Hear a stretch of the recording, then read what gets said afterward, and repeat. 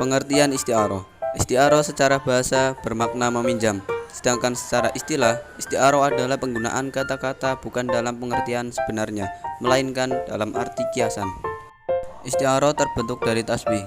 Akan tetapi dalam isti'aroh hanya disebutkan salah satu rukun tasbih. Terkadang disebut musyabah saja atau disebutkan musyabah bi saja, tidak bisa disebutkan keduanya.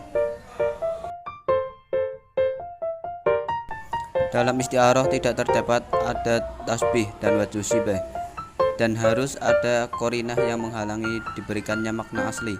Rukun isti'aroh ada dua, yaitu al-musta'ar min atau sama dengan musyabah bi. Yang kedua al-musta'ar lah yang sama dengan musyabah. Macam-macam isti'aroh. Isti'aroh terdapat beberapa macam, tetapi dalam pembahasan kali ini hanya ada dua macam isti'aroh yang akan dibahas. Yang pertama, isti'aroh tasrihiyah, dan yang kedua, isti'aroh makniyah. Yang pertama, isti'aroh tasrihiyah. Isti'aroh tasrihiyah adalah isti'aroh dengan cara membuang musyabah dan hanya menampilkan musyabah bihnya saja dengan disertai korina yang menunjukkan lafal yang dibuang. Contohnya seperti Allahu waliyul ladzina amanu yukhrijuhum minadh-dhulumati ilan nur. Pada ayat yang bergaris bawah di atas, yaitu kata al-dhulumat dan an-nur, digunakan bukan untuk makna aslinya. Peminjaman kata al-dhulumat yang memiliki arti kegelapan untuk makna kekafiran atau kesesatan. Sedangkan kata an-nur yang memiliki arti cahaya bermakna iman atau hidayah. Tidak masuk akal apabila seandainya dimaknai Allah mengeluarkan mereka dari kegelapan malam menuju cahaya di pagi hari. Isti'aroh makniyah. Isti'aroh makniyah adalah isti'aroh yang dibuang musyabah bihnya dan sebagai isyarat ditetapkannya salah satu sifat khasnya atau diwakili oleh salah satu ciri atau sifatnya, atau bahasa mudahnya memberi sifat manusia pada benda-benda maupun hewan. Contoh, wasyamsu tajri li mustaqarrin laha.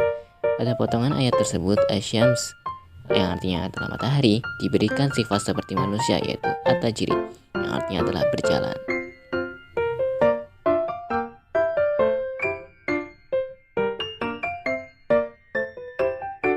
Majaz mursal adalah kata yang digunakan bukan pada makna yang terucap atau tertulis, tetapi makna yang tersirat.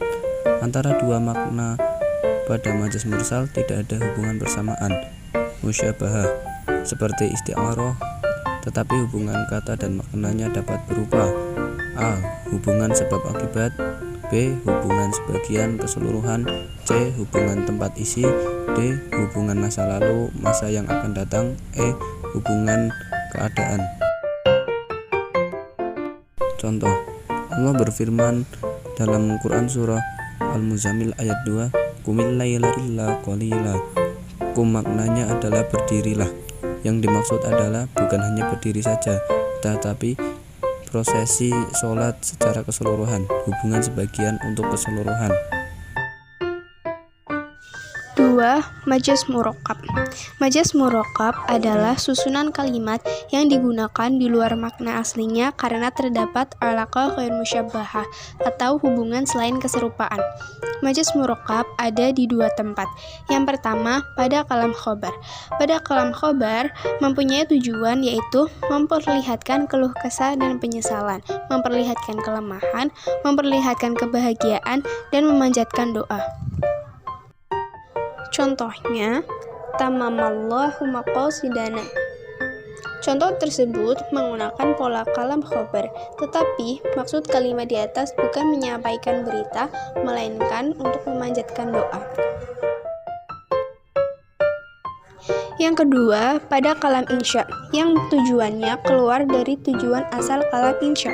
Contoh, man kadzdzaba alayya muta'ammidan falyatabawa maq'adahu minan nar. Barang siapa mendustakan aku dengan sengaja, ia menempati tempatnya dari neraka. Hadis tersebut kalimatnya menggunakan pola kalam insya berupa fi'il amr. Falyatabawa yang artinya hendaklah menempati, tetapi yang dikehendaki adalah yatabawa, yaitu menempati. Majas akli adalah menyandarkan fiil atau yang semakna dengannya kepada lafal yang menurut keyakinan pengucapnya bukan sandaran sebenarnya karena ada alaqah atau hubungan tertentu. Penyandaran majasi adalah penyandaran kepada sebab fiil, waktu fiil, tempat fiil, atau masdarnya, atau penyandaran isim mabni fa'il kepada maf'ulnya, atau isim mabni maf'ul kepada fa'ilnya. Contoh, Banal Amirul Madinah, yang artinya gubernur membangun kota. Pada contoh di atas terdapat penyandaran fiil kepada sebab atau perantaranya, sehingga ia menjadi fa'il atau pelaku dari fiil tersebut. Yang membangun sebenarnya para pekerja atas perintah dari gubernur. Dari contoh tadi, kita dapat memahami bahwa fiil atau yang menyerupainya tidak disandarkan kepada fa'ilnya yang hakiki, melainkan kepada penyebab fiil, kepada waktunya, tempatnya, atau kepada masdarnya.